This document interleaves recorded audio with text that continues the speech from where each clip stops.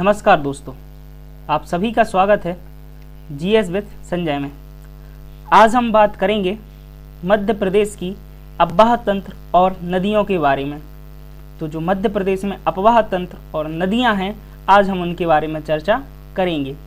यह हमारा टॉपिक काफ़ी महत्वपूर्ण हो जाता है एग्ज़ाम के पॉइंट ऑफ व्यू से, तो इसको अच्छे से कवर करेंगे। नदियों के हम 5 से 6 लेक्चर लेंगे, जिसमें हम मध्य प्रदेश की नदियों को कवर करेंगे। लगभग 20 से 22 नदियां कवर करेंगे, उनके किनारों पर बसे हुए शहर, उनके प्रमुख बांध, प्रमुख परियोजनाएं तथा प्रमुख जलप्रपातों की बात करेंगे। तो चलिए सबसे पहले देखते हैं जो हमारी नदियां या अपवाह तंत्र से रिलेटेड जो शब्दावली होती है उसको हम देख लेते हैं। तो जो सबसे पहला शब्द अपन को देखने मिलता है वह है अपवाह। अपवाह क्या होता है? तो यह नदियों का जल प्रवाह होता है, यानी कि इसका जहाँ जहाँ यह बहती है उसका जल प्रवाह होता है, उसे अपवाह बोला जाता है। अब अपवाह तंत्र क्या होता है? तो नदी यानी कि एक मेन नदी और उसकी जितनी भी सहायक नदी होती हैं, यदि उसके संपूर्ण नेटवर्क, संपूर्ण अपवाह को जोड़ लिया जाए तो वो एक अपवाह तंत्र हो जाता है। जल विभाजक क्या होता है? तो जल विभाजक वह सीमा या वह स्थल है जो दो अपवाह द्रोणियों का पृथक करता है, दो अपवाह द्रोणियों को पृथक करता है। जैसे दो नदी बह रही हैं और उनके बीच में कोई ऐसा स्थान है, ऐसी कोई सीमा है जिसके कारण वह आपस में नहीं मिल पाती, तो वह दो नदियों के मध्य क्या हो जाएगा? एक जल विभाजक हो जाएगा। और नदी द्रोणी क्या कहलाती है? तो नदी द्रोणी बड़ी नदियों का जल ग्रहण क्षेत्र कहलाती है, यानी कि जहाँ बड़ी द्रोणी नदियाँ हैं उनमें जहाँ तक जल भरा होता है, जहाँ तक जल ग्रहण होता है उनका, तो उनको क्या बोला जाता है? नदी द्रोणी बोला जाता है। और जल संभर क्या कहलाता है? यह छोटी नदियों और नालों का जल ग्रहण क्षेत्र है। जल संभर छोटी नदियों और नालों का जल संग्रहण क्षेत्र, और नदी द्रोणी क्या है? बड़ी नदियों का जल ग्रहण क्षेत्र। इसके अलावा आपको 2 शब्द और याद रखना है। एक होता है उद्गम। उद्गम यानी कि जहाँ से उस नदी का प्रारंभ होता है, जहाँ से वो निकलना प्रारंभ होती, बहना प्रारंभ होती, उसे उस नदी का उद्गम कहते हैं। और एक और शब्द है अवसान। तो अवसान का मतलब है जहाँ पर वह नदी समाप्त हो जाती, या तो नदी किसी दूसरी नदी में मिल जाएगी या फिर वह जाके समुद्र में गिर जाएगी, तो उसे क्या बोला जाता है? उस नदी का अवसान बोला जाता है। तो इतनी शब्दावली हमें याद रखनी है। अब बात करते हैं मध्य प्रदेश में पाए जाने वाले अपवाह तंत्रों की। तो अपवाह तंत्र आप तो समझ ही गए क्या है भैया? नदी और उसकी सहायक नदियों का संपूर्ण नेटवर्क। तो जो मध्य प्रदेश में अपवाह तंत्र हैं वह 6 अपवाह तंत्र हमें देखने को मिलते हैं। कौन कौन से हैं? तो इन 6 को हम 2 कैटेगरी में बांट सकते हैं, बंगाल की खाड़ी और खंबात की खाड़ी के अपवाह तंत्र। बंगाल की खाड़ी वाले क्यों? क्योंकि जो इन नदी तंत्रों की मुख्य नदी है वह बंगाल की खाड़ी में गिरती है, तो उनको अलग कर दिया। और जिन अपवाह तंत्रों की मुख्य नदी खंबात की खाड़ी में गिरती है उनको अलग कर दिया। तो जो बंगाल की खाड़ी वाले अपवाह तंत्र हैं वो है गंगा नदी तंत्र, महानदी तंत्र और गोदावरी नदी तंत्र। ये 3 जो अपवाह तंत्र हैं यह बंगाल की खाड़ी से रिलेटेड हैं। और जो खंबात की खाड़ी वाले हैं वो है नर्मदा नदी तंत्र, ताप्ती नदी तंत्र और माही नदी तंत्र। ये 3 अपवाह तंत्र खंबात की खाड़ी से रिलेटेड हैं। बंगाल की खाड़ी आपको पता ही होगी, यह भारत के पूर्व साइड में है, और जो खंबात की खाड़ी है यह भारत के पश्चिम साइड में है। तो जो खंबात खाड़ी होती है, खाड़ी शब्द आप लोग परिचित होंगे। जो खाड़ी शब्द होता है वह स्थान होता है जो 3 ओर से, स्थल से और 1 ओर से पानी से घिरा हुआ होता है, यानी कि जिस स्थल पर 3 ओर से स्थल है और 1 ओर से पानी है तो वो क्या होता है? खाड़ी। और इसका अपोजिट करते हैं, जो 3 ओर से क्या हो? पानी हो और 1 ओर से क्या हो? स्थल हो, तो वह कहलाता है प्रायद्वीप। और एक और आपने सुना होगा, एक कोई स्थान है वो चारों ओर से क्या हुआ है? पानी से घिरा हुआ है, तो वह क्या हो जाता है? द्वीप हो जाता है। तो इतनी बातें याद रखना है कि मध्य प्रदेश में 6 अपवाह तंत्र हैं। उनको 2 कैटेगरी में हम बांट सकते हैं, बंगाल की खाड़ी वाले और खंबात की खाड़ी वाले। तो एक एक करके इनके महत्वपूर्ण बिंदुओं को हम जान लेते हैं। सबसे पहला है हमारा गंगा नदी तंत्र। यह भारत के 11 राज्यों में विस्तृत है। 11 राज्यों में से एक राज्य क्या है हमारा, मध्य प्रदेश भी है। तो मध्य प्रदेश में इसका प्रभाव उत्तर मध्य प्रदेश के उत्तर में और उत्तर पूर्व के कुछ जिलों में देखने को मिलता है। गंगा नदी के 3 उपतंत्र हमारे मध्य प्रदेश में हैं। तो गंगा नदी उपतंत्र एक मेन तंत्र है, इसके उपतंत्र 3 हैं जो मध्य प्रदेश में है। यमुना उपनदी तंत्र, टोंस उपनदी तंत्र, सोन उपनदी तंत्र।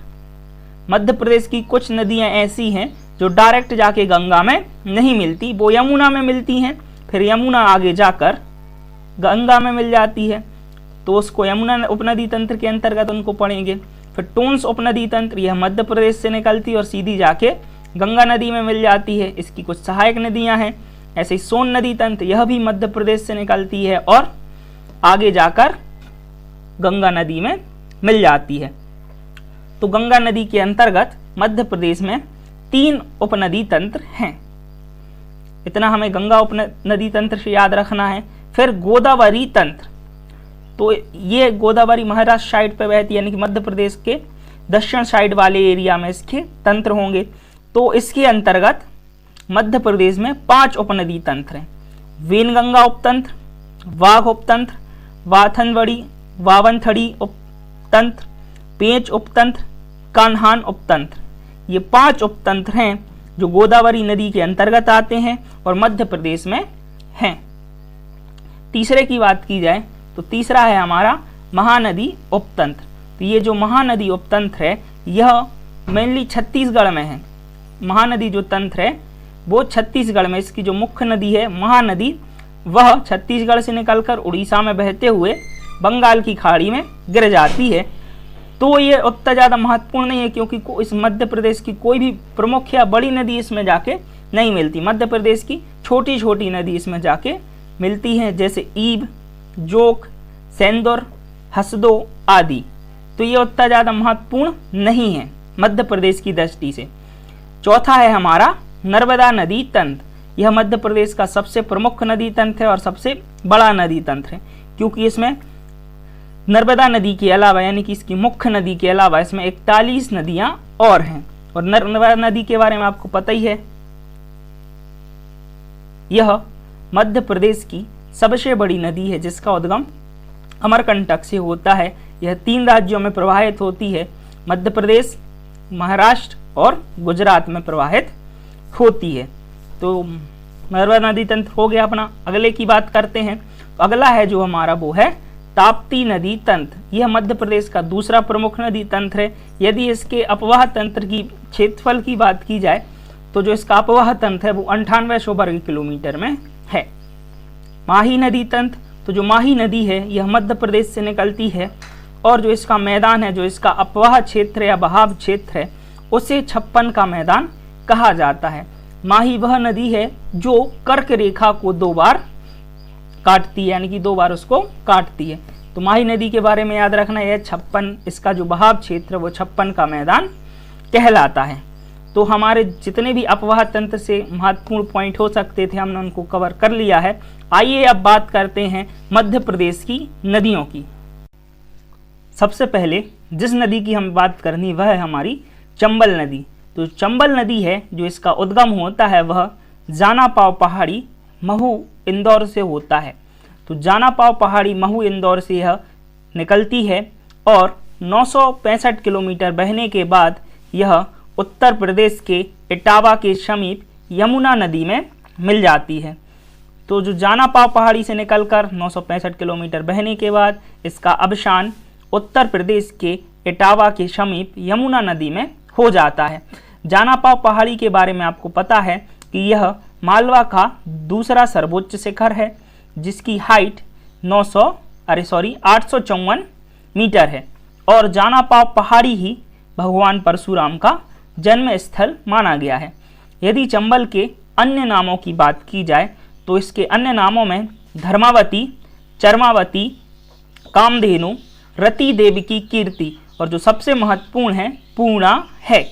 तो जो पूर्णा इसका नाम है वह महाभारत में देखने को मिलता है। तो जो महाभारत में उसमें पूर्णा के रूप में चंबल नदी का वर्णन किया गया है। जो चंबल नदी है यह मध्य प्रदेश की दूसरी सबसे लंबी नदी है।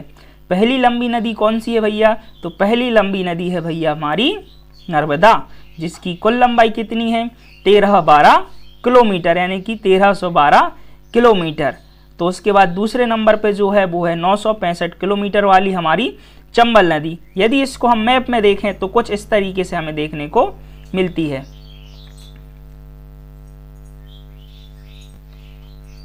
ये आप मैप देखिए, ये हमारी चंबल नदी है। जाना पाव पहाड़ी से निकलते हुए मध्य प्रदेश में बहती है, फिर रतलाम मंदसौर में बहते हुए यह राजस्थान में प्रवेश करती है, और राजस्थान में बहने के बाद यह पुनः मध्य प्रदेश में प्रवेश करती है, और भिंड मुरैना श्योपुर में बहते हुए यह राजस्थान के साथ प्राकृतिक सीमा का निर्धारण करते हुए आगे जाती है और उत्तर प्रदेश में चली जाती है, और उत्तर प्रदेश के इटावा में के समीप जाकर यह यमुना नदी में मिल जाती है।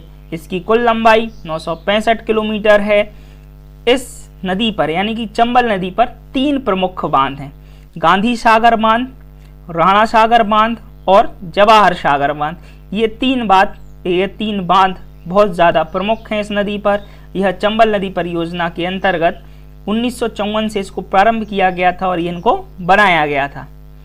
तो जो गांधी सागर बांध है वो मंदसौर में है, राणा सागर जो बांध है वह चित्तौड़गढ़ में बना हुआ है, और जो जवाहर सागर बांध है वो कोटा में बना हुआ है। तो इतनी बातें हमारे लिए याद रखना है। आगे चलते हैं और आगे देखते हैं। जो चंबल नदी है वो मध्य प्रदेश और राजस्थान की मध्य प्राकृतिक सीमा का निर्धारण करती है।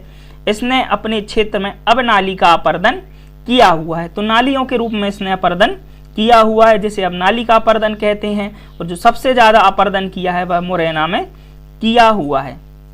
तो जो मुरैना है वो सबसे ज़्यादा अपर्दन की समस्या से ग्रसित है, यानी कि तो जो इस पर प्रमुख 3 बांध बंधे हैं वो है गांधी सागर बांध मंदसौर में, राणा सागर बांध चित्तौड़गढ़ में, और जवाहर सागर बांध कोटा में बना हुआ है, जिसे कोटा बैराज भी कहा जाता है। तो बांधों की स्थिति हमने आपको मैप में दिखाई दी है। अब बात की जाए जलप्रपात की, तो जो चंबल नदी है इस पर 3 प्रमुख जलप्रपात हैं।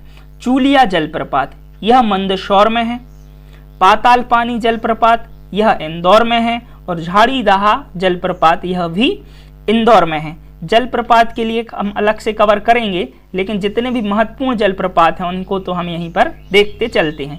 तो जो 3 जलप्रपात है चंबल नदी पर, कौन कौन से? चूलिया मंदसौर में, पाताल पानी और झाड़ी दहा इंदौर में। एक बार पुनः मैप में इनको देख लेते हैं। तो जो चंबल नदी है, तो आप देख रहे होंगे इसमें मैप में हमने उनकी सहायक नदियों को दिखाया है। तो चंबल की सहायक नदी की बात की जाए तो क्षिप्रा, काली सिंध, पार्वती, कूनो, वनाश, वामनी और सिंध, ये उसकी क्या है? प्रमुख सहायक नदियां हैं।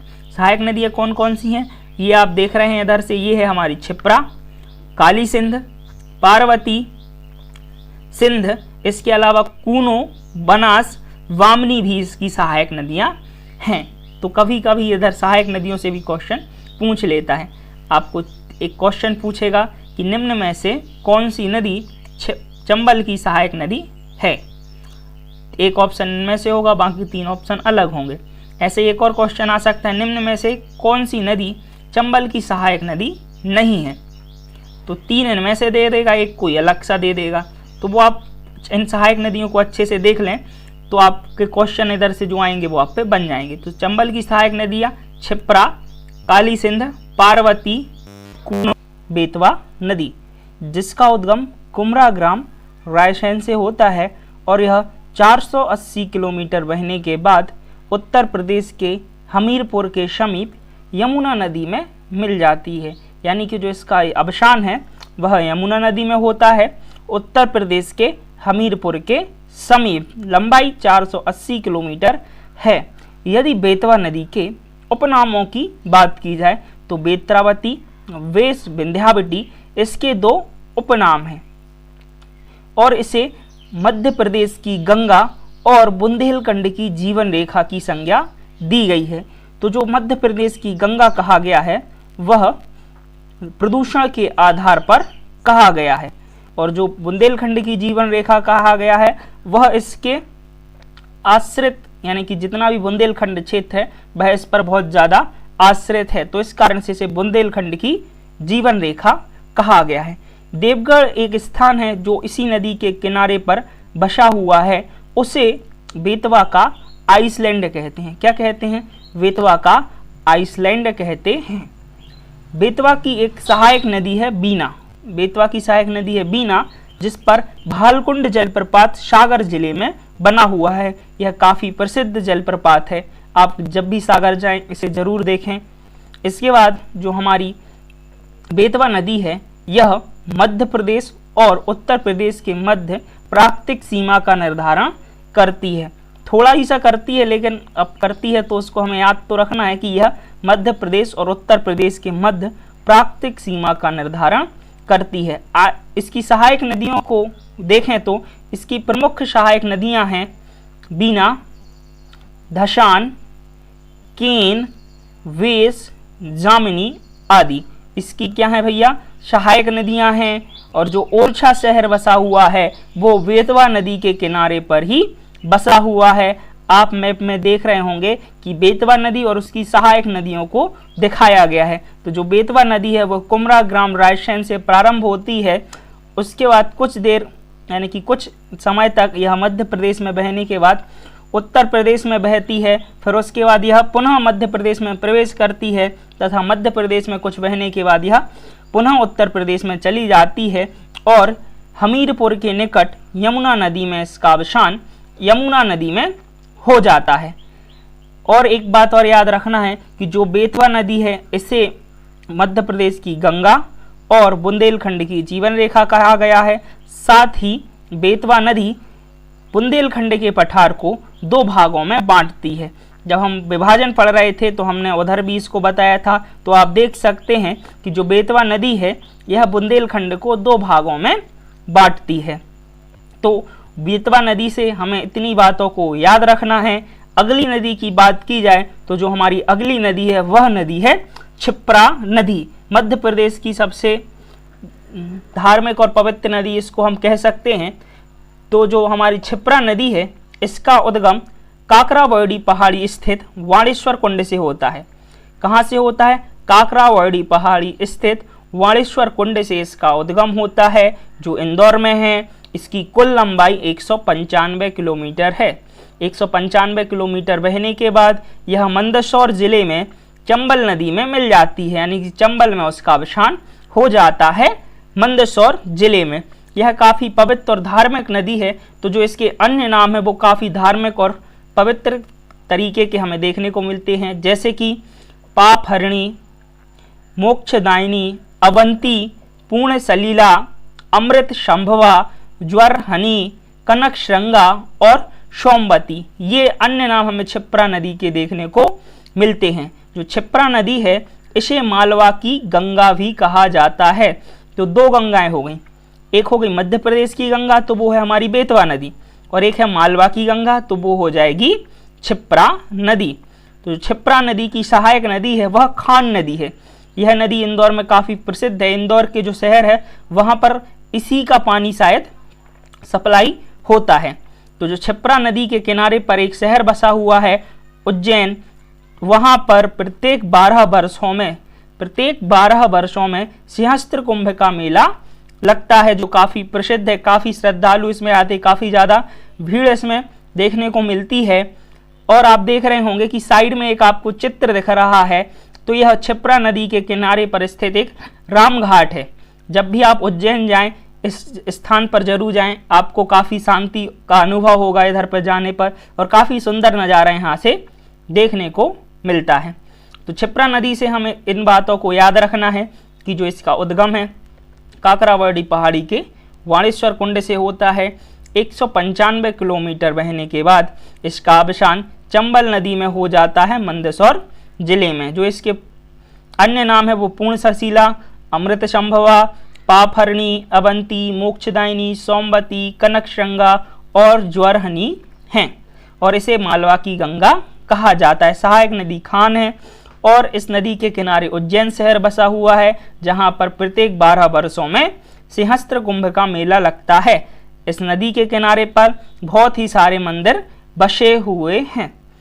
अगली नदी की बात की जाए तो वह है हमारी सिंध नदी। तो जो काली सिंध नदी, तो जो काली सिंध नदी है यह भी क्या है, एक चंबल की सहायक नदी है। इसका जो उद्गम होता है वह वागली ग्राम देवास से इसका उद्गम होता है और इसकी लंबाई है 150 किलोमीटर और यह नौरैना के निकट चंबल में मिल जाती है। नौरैना हमारा कहाँ पे है, राजस्थान में है। तो राजस्थान में जाके यह चंबल नदी में मिल जाती है। और एक और नदी है हमारी सिंध नदी। तो जो सिंध नदी है उसका उद्गम विदिशा की सिरोंज तहसील से होता है। काली सिंध और सिंध दो अलग अलग नदी हैं। काली सिंध देवास से निकलती है और जो सिंध नदी है वो सिरोंज से निकलती है। तो सिरोंज से इसका उद्गम होता है। यह 470 किलोमीटर बहती है और इसका अवसान इटावा के समीप चंबल नदी में हो जाता है। और जो 470 में से 461 किलोमीटर यह मध्य प्रदेश में प्रवाहित होती है। सिंध नदी की सहायक नदियों की बात की जाए तो पाहुज, कुंवारी, माहौर और पार्वती, ये 4 नदियां सहायक नदियां हैं प्रमुख रूप से सिंध नदी की। इसके अलावा जो सिंध नदी है वह गुना व अशोकनगर के मध्य, कहाँ गुना जिला और अशोकनगर के मध्य प्राकृतिक सीमा का निर्धारण करती है। यानी कि यह विदिशा की सिरोंज तहसील से प्रारंभ होकर उत्तर की साइड प्रवाहित होती है। जब हमने आपको चंबल नदी का मैप दिखाया था उसकी सहायक नदियों का, तो आपने उधर पर देखा होगा। तो काली सिंध से ये 3 बातें और सिंध नदी से ये 5 बातों को हमारे लिए याद रखना है। अगली नदी की बात की जाए जो है हमारी पार्वती नदी। तो जो पार्वती नदी है इसका उद्गम सीहोर से होता है और यह चंबल नदी में मिल जाती है। कहाँ पे मिलती है, पालिया ग्राम राजस्थान में यह चंबल नदी में मिल जाती है। इसकी एक जो महत्वपूर्ण बात है वह यह है कि कालिदास ने अपने ग्रंथ मेघदूतम में पार्वती नदी का वर्णन किया है और इसे निर्विघन्या कहा है। क्या कहा है, निर्विघन्या कहा हुआ है। तो ये बात हमें पार्वती नदी से याद रखना है। अगली नदी है हमारी धसान नदी। तो जो धसान नदी है यह बेतवा की सहायक नदी है। इसका उद्गम बेगमगंज रायसेन से होता है। यह 365 किलोमीटर लंबी है। इसका अवसान बेतवा नदी में होता है उत्तर प्रदेश में। और एक क्वेश्चन इधर से पिछले साल आया हुआ है, जो पुराने पेपर्स हुए हैं उनमें, कि लेह चौरा बांध किस नदी पर है। तो जो लेह चौरा बांध है वो धसान नदी पर है और हरपालपुर में है। उस टाइम पे ये बांध कुछ चर्चा में रहा होगा जिस कारण से ये एग्जाम में हमें देखने को मिला। अदरवाइज ये उतना ज़्यादा फेमस बांध नहीं है। तो हमने आज अपने इस सेशन में मध्य प्रदेश की 7 नदियों को कवर कर लिया है। चंबल को कवर कर लिया है, उसके बाद हमने बेतवा, क्षिप्रा, फिर सिंध, काली सिंध, पार्वती और धसान, यानी कि 7 नदियों को हम अपने इस लेक्चर में कवर कर चुके हैं। साथ ही जो मध्य प्रदेश में 6 अपवाह तंत्र देखने को मिलते हैं उनको भी कवर कर लिया है और जो नदियों व अपवाह तंत्रों से रिलेटेड जो शब्दावली है हमने उनको भी देख लिया है। तो आज की क्लास को हम यहीं पर समाप्त करते हैं। यदि आपको हमारा वीडियो पसंद आया हो तो इसे लाइक, कमेंट और दोस्तों से सब्सक्राइब कराइए। आप नोट्स के लिए हमारे Telegram group GS with Sanjay को भी ज्वाइन कर सकते हैं। तो मिलते हैं हम अपनी अगली क्लास में, तब तक जुड़े रहिए GS विद संजय के साथ। नमस्कार, जय हिंद दोस्तों।